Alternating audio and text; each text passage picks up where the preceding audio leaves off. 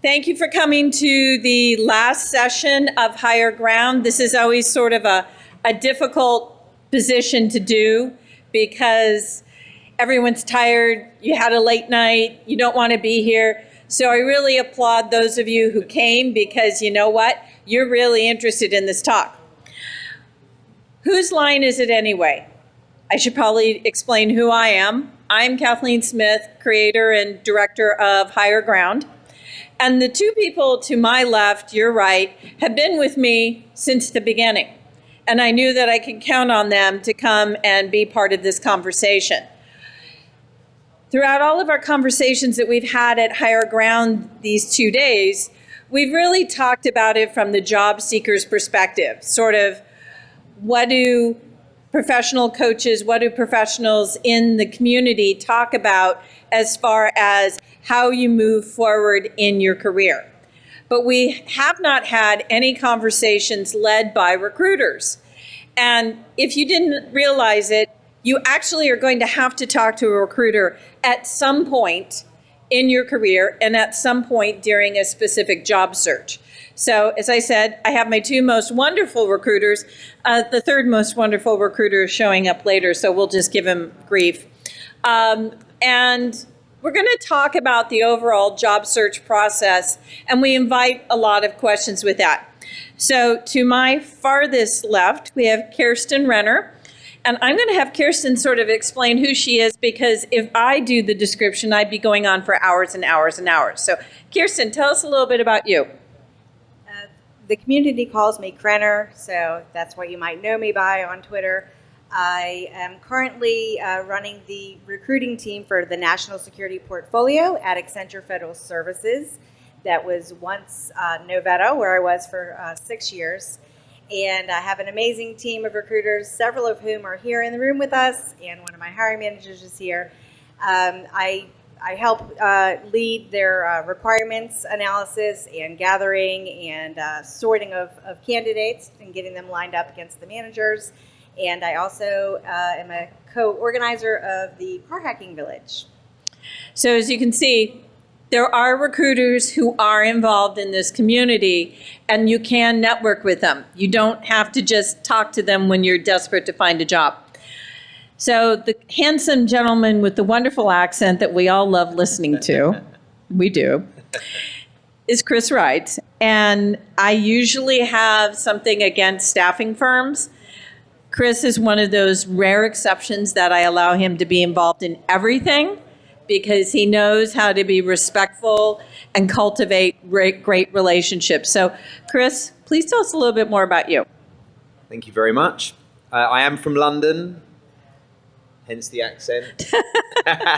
Not from West Texas. Okay. No, and I'm not Australian either, which is what I normally get. So I've got a cybersecurity staffing and professional services company. It's called Tyro Security. It's 10 years old as of the 6th of August. So happy birthday. Happy birthday. And I've been in tech staff in total for over 20 years. So I'm involved. I'm still very hands-on. It's a small business, really developing clients, building relationships. I still get involved with some of our search projects. So I'll often manage those, be involved in the final sort of qualification processes we go through. Often spend a lot of time on the phone to clients and actually talking through what they're looking for and why they're struggling, consulting with them about what's really out there in the market. And then other than that, I've got a whole load of other hats. I've got a non-profit I co-founded that's trying to provide more diversity in GRC and cybersecurity. It's an apprenticeship program, completely free. And been involved with the Cloud Security Alliance for a very long time, so very involved in the community, and I absolutely love it, and love Kathleen and everybody that's involved with helping make us do what we do.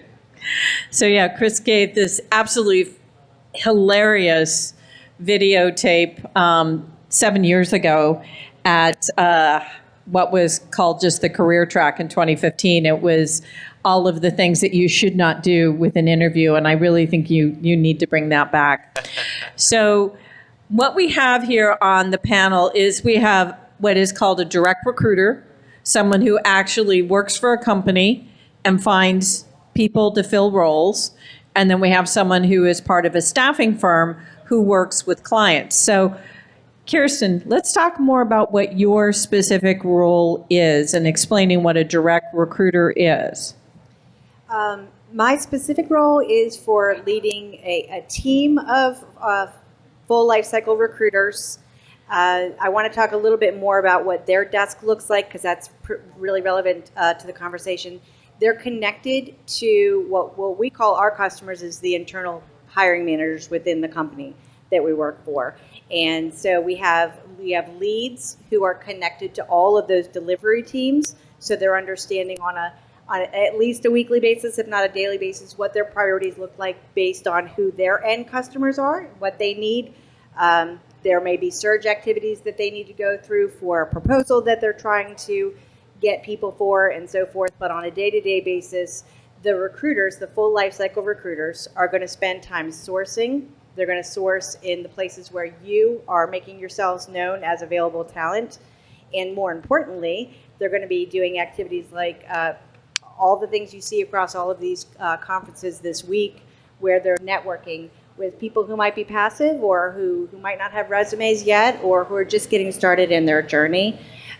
Their day is going to be split up from sourcing, scheduling, spending time with the hiring managers, and talking to you all and getting all those screenings done so that they can then lead you through your journey within the company, line you up against the right hiring managers and hiring teams. So I just want to clarify one thing that Kirsten said, which is she has internal customers. Internal customers are actually government contracts that she is supporting. So she needs to go out and make sure that her internal customers, who are various different agencies, various different contracts, so it's still a customer, it's still someone inside, but it is the same cultivation that is going on. So, Kris, let's counter that with what kind of role you have and what your customers are. Okay, yeah, so as an agency recruiter, it's a little different. So we do something that's called full desk recruitment. So often the same people that are talking to candidates and finding them for jobs are actually going out and actually finding new clients, new hiring managers that would be at various different companies. So we would actually have various companies that we search for, and we might only work with some of the hiring managers. In some other companies, we work with whole teams and we'll be providing all of their staff. So it's unusual in that instead of internal clients or internal customers, ours are external customers. So, there might be somebody like Sony, for instance, as a customer of ours. We'll work with just their cybersecurity team, or in some cases we might just work with their incident response team. So we have developed those different relationships constantly, but then we're very involved in filling roles all over the country. So we'll differ how it's certainly changed over the last couple of years, I'd say. But certainly, we're very involved in local community to find people, but also, LinkedIn. I'm sure we're going to get to some of that stuff, but it differs a little bit in terms of probably who our customers are and how we connect with them. Some of them we might have weekly catch-up calls. If we've got a particularly important search on, we might catch up with them every single week. Other times it can be very transactional, so it could literally be a 4-week search, get them placed, follow it all the way through to the actual placement, and then making sure that that person's settled.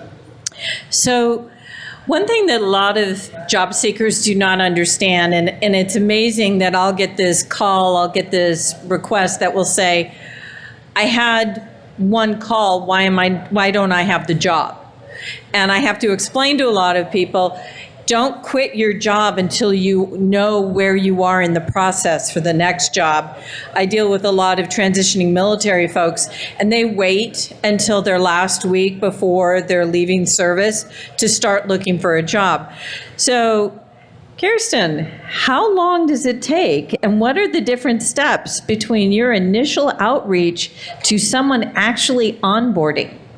Oh, wow. Do you mean for the candidate's journey, what they are? The candidate's journey from outreach, all the different steps, and then they finally get the offer and they're onboarded. So it depends, obviously, right? How long it takes you to get get connected to the right person. If you are fortunate, if you work with somebody like in Kris's group, for example, they're going to be like your personal agents, and they're going to walk you through the steps. The best recruiters are going to guide you through what to expect next. So depending on either the contract or the customer and what their requirements are, whether or not they require an extra background investigation, whether or not they require like a customer fit review, different customers put different things in the journey, right? So it's not a good straight answer. Ideally, I want to meet you. I want to have a conversation with you. And as soon as I've established mutual, interest with you, I'd like to go straight to offer. But so my intention is always to get there as fast as I can. But there's, if there's a clearance requirement, if there's a background investigation requirement, all those things are going to add days and sometimes weeks to the process. I tell all my recruiters, and they cannot, well, they're not paying attention. They're doing resume review. Nod your head if it's true. I say customize the experience to the candidate. Right? Take care of them, schedule around them, force the managers to get together with them. If there's 3 managers interested, cool, more opportunities for them. They all got to show up when the candidate is available. So that is the ideal experience, so that you're not having to run through multiple interviews. I hate that does occur, but if it does, imagine the scheduling and all of that, right? So this process, I like to keep it inside of 30 days, to be fair. I have a company that I worked with, and it took 18 months from the original interaction until the onboarding, and the candidate actually went and got another job while they were waiting for this process. So please realize that you've got a long timeline on this. Kris, how about your candidates? It's a bit of it depends on the client often, but probably a good way to describe it. When we're involved in this process, so the first thing we'll do is sit down with the client and find out why the role's open. Often they're coming to us because they've already tried to fill it internally, using maybe internal talent acquisition, or sometimes talent acquisition is so busy that they just need some assistance and some help. Our companies, most of them are commercial, less public sector and defense, which does mean they can be a little bit more agile. One of the ways we prioritize our roles is to look at what are they looking for? Does that person exist? Do their skills go together? And then what is their process? So, is their process 5 interviews and a panel and it's going to take a month? That's not going to be very good for us, because the candidates that we give them are not going to probably be available by the time they finish their process.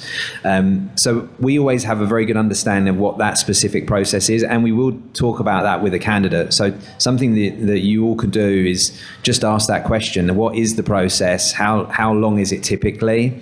And we've had roles that have been filled in as quick as 2 weeks.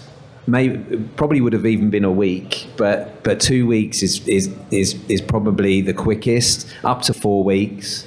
And the quicker the clients can move, the higher up the priority list they are for us to work on their jobs.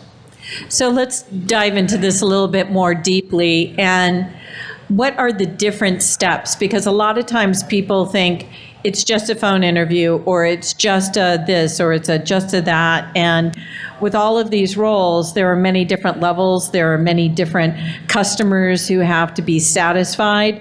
So Kris, why don't you start with sort of, because it's not just one phone call, one meeting. Right. And we want to make sure that everyone who's in the room is prepared for the various different levels that they're going to go through.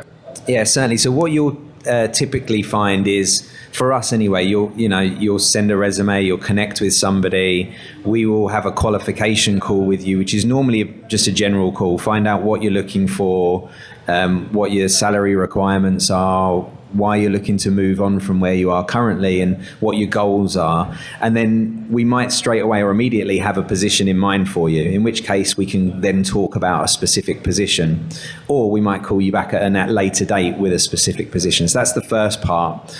Once we've qualified you for a specific role, we send the resume across to the client. Sometimes we work in partnership with talent acquisition. Other times we'll be working directly with the line managers as well. We always find it's important to make sure the talent acquisition is on board with whatever we're doing in that process. So we'll get the resume across. We'll then follow up very quickly, because part of our qualification is telling the hiring manager, you need to turn these around 48 hours. We need full feedback, because that helps us change up our search. At that point, typically we'll see a telephone interview, normally with the hiring manager. Some businesses will put, if we have not worked with them a lot of times, they tend to put a talent acquisition person in to have a conversation first. But once we've established a relationship with them, usually the hiring manager will just say, right, yes, I want to interview that person. Telephone interview, then typically a panel. And then at the panel stage after that, sometimes it can be a direct decision then. Sometimes it's like one more interview with perhaps hiring other directors or other people higher up. So that's a typical process. Kirsten, so you've got culture fit, you've got technical ability, you have a whole variety of things. And I didn't clarify earlier, Kirsten works in government contracting, so there are a few extra levels called security clearance, adjudication, review, and things like that. So my apologies for not making that clearer earlier, but go on. I probably should have as well. So because of that factor, there are some, it's very similar. The flow, the funnel is very similar. So we're going to schedule a call initially with a recruiter. This screening call is where we build your profile. We speak to you about what am I looking for, what do I want to do next, so that we can make sure that we're delivering to all the managers that you're interested in talking to. We get an idea from you. These are the types of positions I'm looking for. So we know who to show you to. We're not just going to show you one position, unless that's all you want. So the recruiter who reached out to you probably reached out to you because they had something in mind, a requirement on their desk that they're responsible for, and they explain it to you. And they say, hey, listen, I'm trying to fill this full stack development position. It's in Springfield, Virginia, and it requires a secret clearance. And you say, I don't care about my clearance anymore, or I'm interested in upgrading my clearance, or I'm interested actually into going into commercial. You're telling them, and that's when it's up to you, right? You're going to let them know what you're looking for. Now they know who to share your information with, so that they can give you more opportunities that are potentially a fit for you. And as was mentioned, any clearance that is required has to be verified. That's typically only takes a day, or it should only take a day. I try to put SLAs on managers that they have a day to respond, right? That's my dream. They have a day to respond, and then we have to, as a team, be collaborative with each other and notice for each other. So the whole team, my whole team, sees what each other is submitting, and in seeing what each other is submitting, they can poke each other and go, hey, here's this other thing that might work. Here's this other thing that might work, right? Because it isn't fair to expect every manager to know every other manager's roles, or every recruiter to know every other recruiter's roles. So if they're all working together, they can make sure that no opportunity is missed. So you're going to have your quick screening call. Let's just say all the managers do their job and respond in a day. I want you to be interviewed at your earliest convenience. And I think a decision should be made that day. I think they should be able to speak to you and figure it out. If there is a further requirement because of the government customer, or in any situation, even your commercial customers, if they want to meet you as well, we'll explain that to you up front. We'll say, you know what, there's one more phone call you're going to have to do, or maybe you need to go on site. And frankly, maybe you might want that. You might say, I'm not ready to make this decision until I see the office or meet some people. So I hope you realize we have two extraordinary recruiters here, but there are sort of two little bits of information pulling out of this. One, whenever you're having that conversation with any recruiter, depending on if they're a direct recruiter or a staffing firm, one question you should be asking them is, what is the process? When am I going to be meeting with people? What am I going to do? A panel interview? Am I going to do a phone interview? Am I going to do a technical interview? Do I get to meet the final customer? Do I get to go on site? Do I get to meet my team? Because this is part of your job in the search.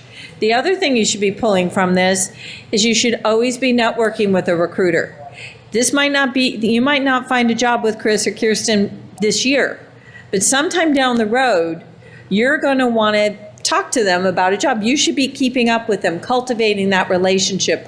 You should have at least 5 to 8 recruiters in your network that you like talking to, that has given you honest feedback, that have helped you. Not someone who has hounded you, but someone who has actually helped you in the process. Because great recruiters like these two network with other recruiters and will say, I can't find this person for this position. They'll network with other recruiters and say, I just interviewed someone who would be absolutely fabulous for that job. Great recruiters network with other great recruiters. So always be having recruiters in your network. So the title of this talk is, Whose Line Is It Anyways? I remembered a comedy show years ago, but it's also something that comes up a lot when I talk to job seekers. They always think that it's not their job to do X or Y or Z in job search. They think that throwing a bunch of stuff on a resume, all of the recruiters are mind readers and they're going to be able to tell what you're trying to convey in your resume. So, Kris, what are some of the good tips and not so good tips about resumes? What are some of the things that you've seen and that you've cringed about while you've done resume review here? So I'll start slightly before the resumes. If somebody posts a job or something on LinkedIn, don't just comment, I'm interested. That is my bugbear. I'm interested. And then no contact, no sending resume, no application. And then you get a message out the blue that said, well, what's happening with that job? Okay, all right. It happens a lot. Yes, I can't respond to everybody that just posts I'm interested. Connect with us, send us a personalized message, actually apply to the job, the link that's on there. But don't just post I'm interested. So that's a little bugbear. Had to get off my chest. You forgot to say in the process that you have to apply. Yes. Yeah. Yeah, big step. You have to apply. We're quite good. They're not We're quite mind good at readers. recruiting, but not that good. So that's one part of it. I think when it comes to resumes, my big story is you need to make sure your resume represents the right set of experience and skills for the job you're applying for. So, I think keep your resume really straightforward, 2 or 3 pages. If you're hugely experienced, you might get away with 4, but really anything that's 10 years plus experience, nobody's really interested in.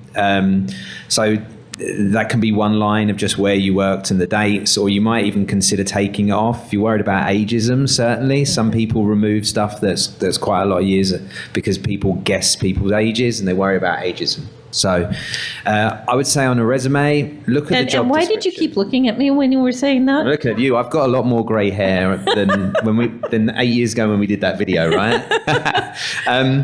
I think if you're looking at a job description, you should have that next to you as you look at your resume. And if you've got relevant experience, just make sure it shows in your resume and then apply for the job. So yes, it will take you more time to apply for jobs that way.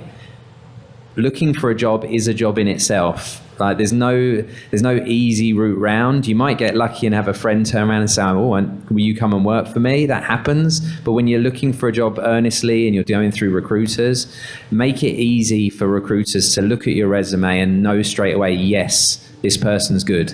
Because we do get an awful lot of advert response and an awful lot of applications, and probably 98% of them are not a good fit. So you want your application to stand out and be very obvious that you are worth taking to the next step. My dear. I was going to say, if you remember anything I said today, the first thing you should do on your resume is start with not a dissertation, not a story, just I am a this, and I would like to be a that. This, that. That's it. Don't assume that we know based on what you're doing or based on what you listed, what that means your job is, based on what you're doing, what you want to do next. It's going to help us drive this in the right direction. Just let us know right at the beginning, one sentence. I am a systems engineer looking to become a solutions architect. I am looking to get into sales. Like if there's a different direction you want to go in, and he touched on a really important point, and that is that you should take a moment to review what you're applying for, and especially when you get up in years, customize. Try to summarize and customize how your resume looks based on the job that you're applying for. It is true that nobody cares what I did in 1994, but they probably care what I did in the last 5 years. So that's a really good point. One of my biggest bugaboos on technical resumes, because I used to do a lot of resume review on Discord, was the infamous, I want to make it look pretty because I don't think my experience is enough to get someone's attention. Content over pretty, please.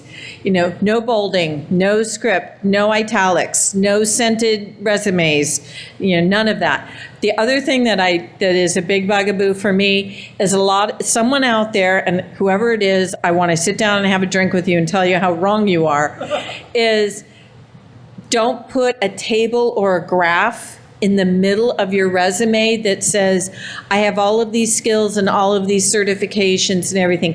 One, it is really not going to go through the applicant tracking system because you don't know what the user interface is for where your resume is going to be reviewed.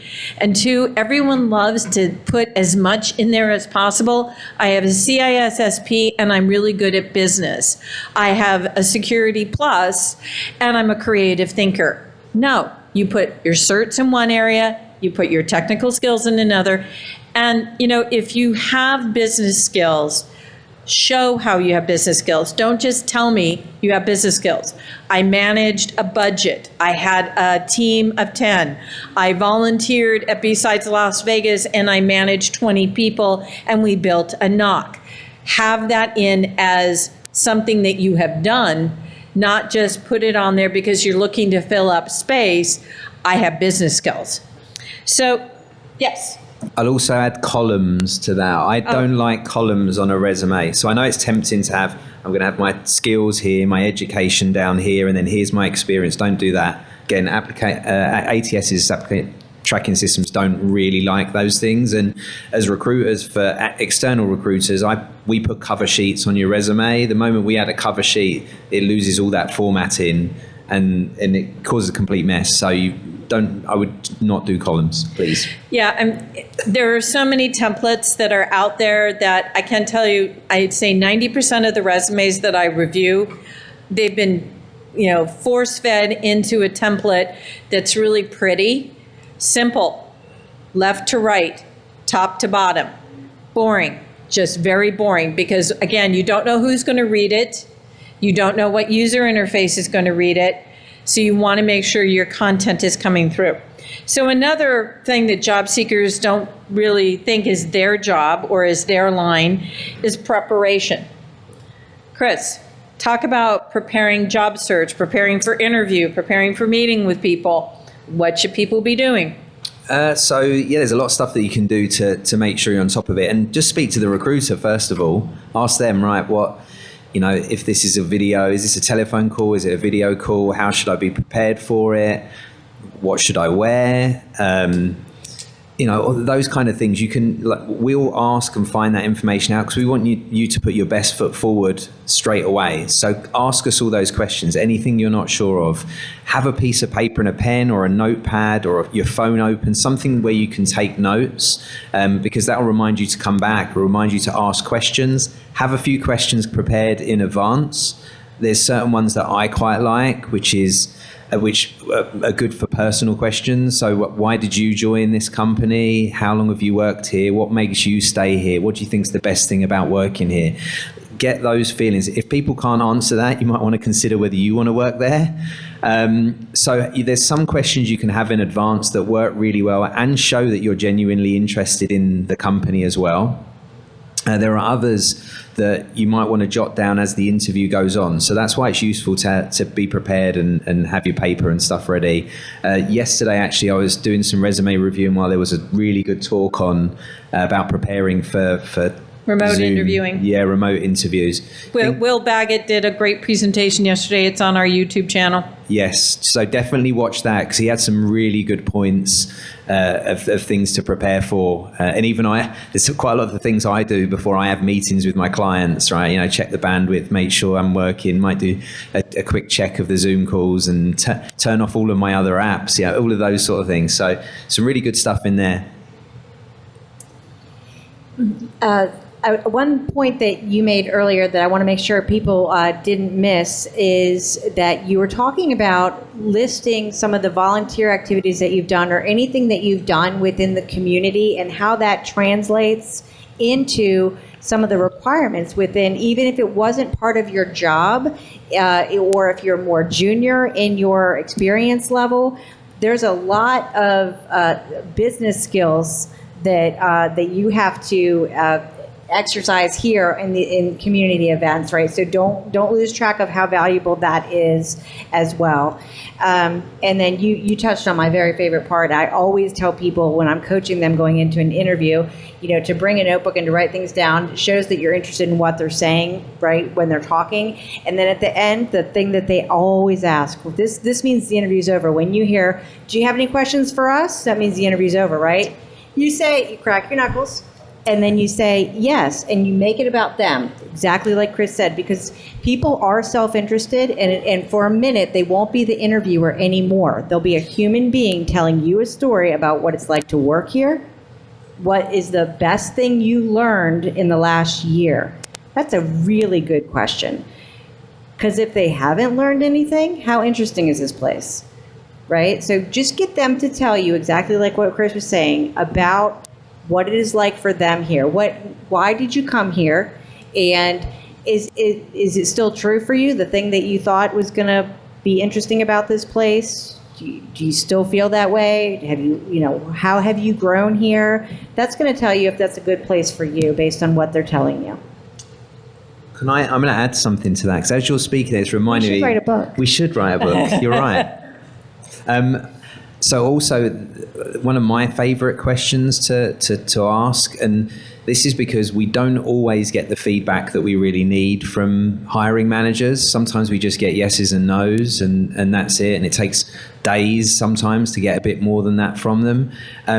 You won't always get the truth, but you can ask the question. So I always like to encourage people to, and it can feel a bit awkward, but how did you think I did in this interview? What do you think I could improve? How do you feel that I would be a fit?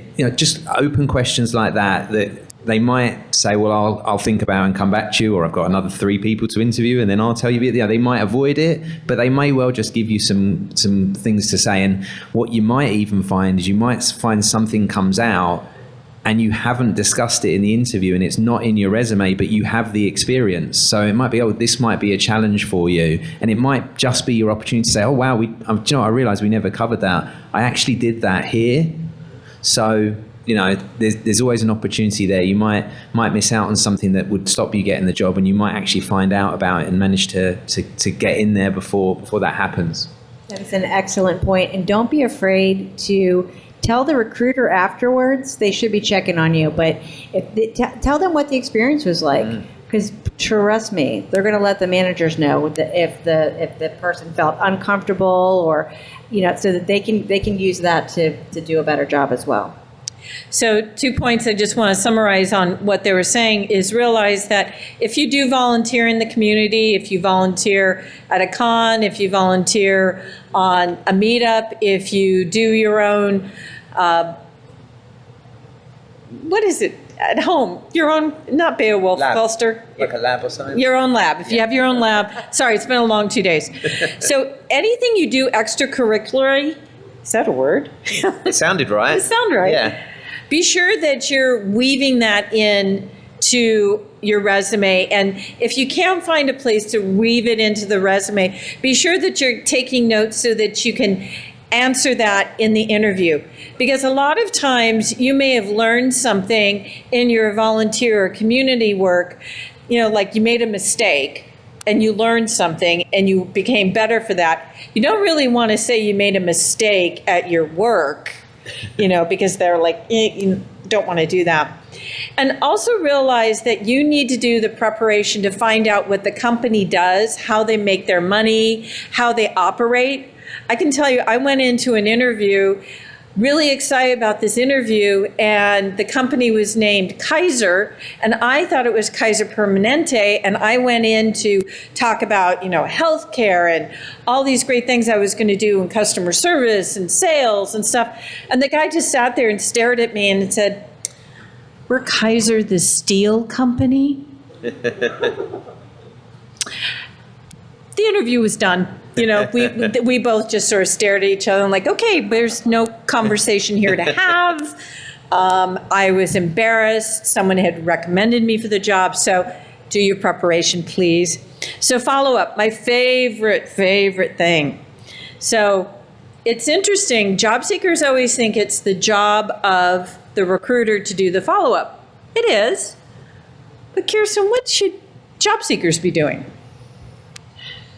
Don't be afraid to reach back out. Please don't just wait. Please don't assume that that there's a certain period of time that should go by. They're going to appreciate the reminder. They're going to appreciate you. The recruiter is going to appreciate. That was my biggest weakness, right? It really, really was. Me intending to get back to everyone. Still an issue that I have. But honestly, they appreciate the reminders, right? And go about it in more than one way. Like if you haven't made contact yet, that's when you need to probably be creative. Don't just think the application is the only way. You're going to find that some people, LinkedIn is the best way. Some people, a lot of recruiters. For me, it's Twitter. I have people that are like, well, you never responded to my application, and I can't, you never responded to my email. They were creative, and they found me on Twitter. So don't be afraid to keep reaching out, I think. Thank yous? Yes. Should job seekers do thank yous? I think so. I think you should, especially if you get an interview, reach out, ask the recruiter for the hiring manager's information. Let them know that you're thankful for the time that they gave you for the interview. Kris, what follow-up? Yeah, I was going to say thank yous for sure. I mean, nowadays, a lot of these interviews are over Zoom. You have access to their email addresses often when you see the invites, so you can send them a follow-up email, same day to say, thank you very much for your time. I really enjoyed it. I'm very interested in the role.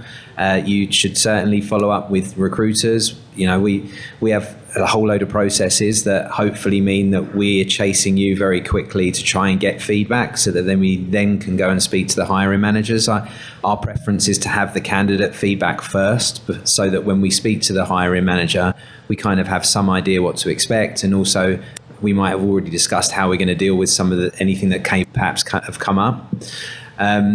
So certainly chase us. Connect with us, even connect with the hiring managers on LinkedIn as well. Maybe when send them a connection saying, oh, thanks, I really appreciate your time.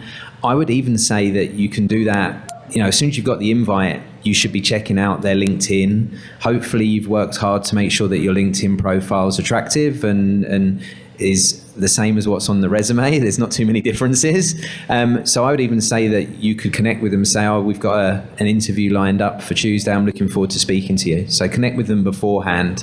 And also you've done a bit of background there, and you can do some background on the company and on the person to see their background as well.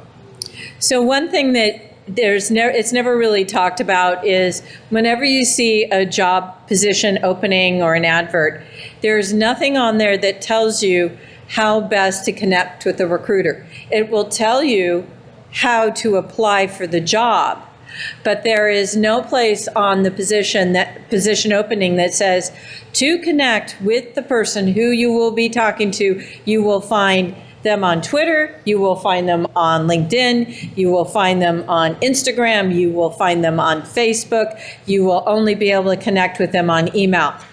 Why I'm saying this is that you have to become proficient in all these various different ways of communicating, because as Kirsten said, you can connect with her on Twitter, but if you don't have a Twitter account and you're trying to reach out to her on LinkedIn, it's going to be a while. Versus I sent a message to Kris this morning on Twitter and it was like, I never look at my Twitter. I should have sent it on LinkedIn. I knew that. I didn't even follow my own rule. So let's sort of delve into that deeper. And I run into this question a lot. Do you have separate emails and social media accounts, personal versus professional? I didn't know she was going to say that, but I was about to say, and this might sound a little provocative or sensitive, but if I'm actively looking for a job, I am cultivating the things that are public that I am saying. I'm not saying don't be who you are, but keep in mind, I'm also not saying that we're all stalkers, okay? However, if you post every single day, my boss is a jerk, I hate it here, I hate working on la la la la, but it's just, even if they're not doing it consciously, it's not very attractive, appealing, right? Professional? Something like that, right? But I mean, there's different places where we should be able to voice, be ourselves and be humans, right? But I think be careful with that. So even if they don't even realize it, if you're popping up in their feed every single day as the most miserable employee, probably don't want to even talk to you, right? So just cultivate that and be cognizant of that. Particularly, different spaces are appropriate for different types of content, I think. Like what you're seeing on my Facebook is very different than what you're seeing in other areas. So I'm going to put Kris on the spot. So if you're not connected with Kris yet, you will be by the end of this session. Realize that Kris spends an awful lot of time on LinkedIn asking a lot of provocative questions and really engaging. So how do people stand out on LinkedIn when they're engaging with you? Because as you said, you post a position and someone says, I'm interested, and then they ghost you. So what would be sort of, if someone was going to connect with you on LinkedIn and then wanted to engage with you on, not engage because you're married to a beautiful woman and have a beautiful daughter, but how would you talk about someone who wanted to be considered for one of your positions, sort of wanted to stand out, but didn't want to be a creepy stalker? Right, this is the time I should say something like that where, I met my wife on LinkedIn and that's how we got engaged. No, it's not. It was a different app though. It was a dating app, funnily enough. So I would say this, engage with my content, make genuine comments. I was speaking to somebody earlier on today and I kind of have a process that I think works really well, and I talk to my consultants and other people and really encourage people to do it. I call it the 1-3-10 rule. So make the effort to post one piece of content a day, whether that's sharing something of somebody else's, but make it genuine content, make it authentic, and make it professional. 3 is 3 comments on other people's content. So not just, yeah, like that, or yes, agree, actual valid, genuine, if you're interested and passionate about what they've written about, explain why and actually put that on there. Because that's the stuff that stands out for anybody. It's what stands out for me. People have taken the time to actually engage truly with it. And then the 10 part is look to connect with 10 people each day that are going to help you forward in whatever your goal is. So if your goal is to get a new job, connect with 10 people that would be the hiring managers in that job. So that's just a process that I really like. And I think if you're genuine and authentic with the content you put and the engagement that you do, you're going to catch people's eyes. So certainly I've established really good relationships over LinkedIn and have come to places like this and get to meet people that I feel like I know really well, but have never actually met. So do we have any questions in the audience? Oh, come on. Yes, sir. Hi. So you talked about LinkedIn a lot. Maybe I'm too old school, but I remember LinkedIn when it was first growing, it was family F1, and still have the knee-jerk reaction that I hope it dies to the fire of 1,000 suns. Right. Do you ever encounter candidates who just are blanket no LinkedIn, and how do you handle that? So I'm going to repeat the question because we have our at-home audience, and let me know if I got it right.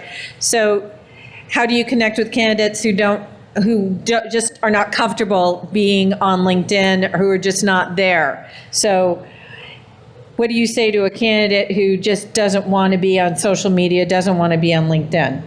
I mean, that's fine. Like we're not at the stage where we're replacing resumes with LinkedIn yet. Now that might happen, or something similar to that might happen at some point. But you don't need to be on LinkedIn. You know, there's pros and cons to it. You know, if you're not on LinkedIn, it's hard to do that networking remotely and maybe get connected and build engagement with people that you're going to want to try and better your chances of getting a job.